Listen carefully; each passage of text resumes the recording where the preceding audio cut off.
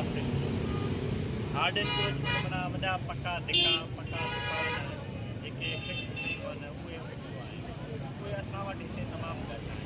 असां वटि जेको मसइलो आहे उहो आहे सॉफ्ट एनक्रोचमेंट, जंहिंमें मूवेबल्स जेके ठेला आहिनि रेड़ा आहिनि उहे अची था वञनि, रिक्शाज़ अची था वञनि, या दुकाननि जे ॿाहिरां जेके कपिड़े जा छपरा या कवर उस खां कवर करण लाइ उहे जेके रखंदा आहिनि, इहे शयूं हिते इशू आहे।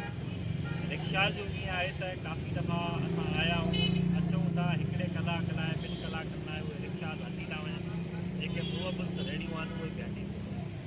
हाणे जीअं त असां कंदरा चौक खां उतां एनक्रोचमेंट हटायासीं, रेड़ी चौक तां हटायासीं, हींअर स्टेशन रोड ते बीठा आहियूं। स्टेशन रोड ते वॾे में वॾो मसइलो आहे उहो आहे रिक्शा जो। त रेलवे स्टेशन भरिसां आहे, उनजे करे मुख़्तलिफ़ जेको आहे शहरनि खां माण्हू अचनि था, मुसाफ़िर अचनि था, जेके रिक्शा इस्तेमालु नहीं कंदा। पर हाणे हिन जो मुतबादिल तरीक़ो ॿियो कढियो आहे त हिननि खे असां स्टेशन जे भरिसां मूव कंदासीं। जेके बि स्टार्टर आहिनि उन्हनि सां असांजी सलाह मशवूर थी आहे, उहे बि मुतफ़िक़ थिया आहिनि त जेके हिते स्टेशन रोड ते चौक ते जेके रिक्शा बीहंदा इहे हटी वेंदा। इहे स्टेशन तरफ़ जेकी बाज़ार आहे हेॾां त माण्हुनि जी अच वञ बि घटि आहे, रेजिडेंशियल एरियाज़ बि घटि आहिनि, हिते माण्हुनि जी अच वञ जाम आहे, आमदो रफ़्त जाम आहे। इहे रिक्शा उते शिफ्ट थी आहे त पोइ तमामु घणी असां वञा थो ॿिन्ही त मुसलसल ते बि हिकु जाइ मथे किरां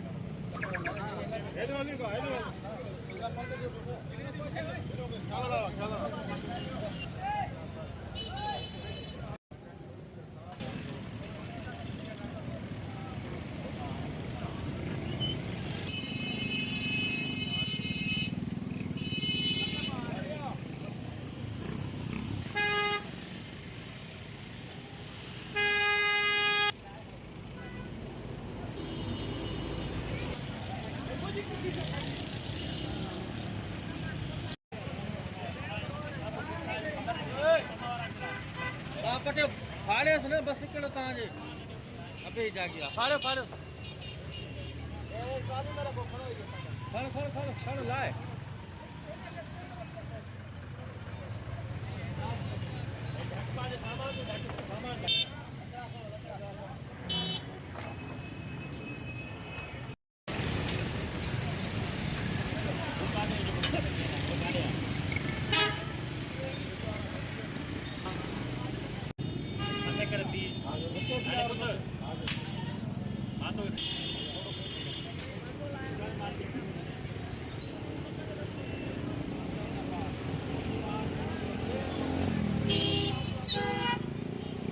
हिते त तूं बि